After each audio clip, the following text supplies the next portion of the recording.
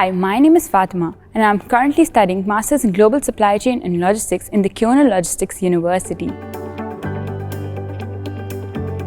I worked on the workforce strategy project where I was analyzing this historical staff data, followed by also conducting few workshops and interviews to know the HR structures in different countries much better.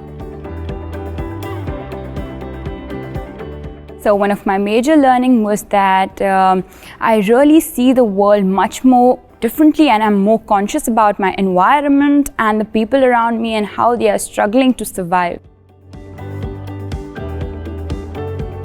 So one of the best experiences in my internship was conducting the workshops and interviews all by myself and speaking to different country directors and understanding the HR structure. So it was a wonderful experience to do it all alone.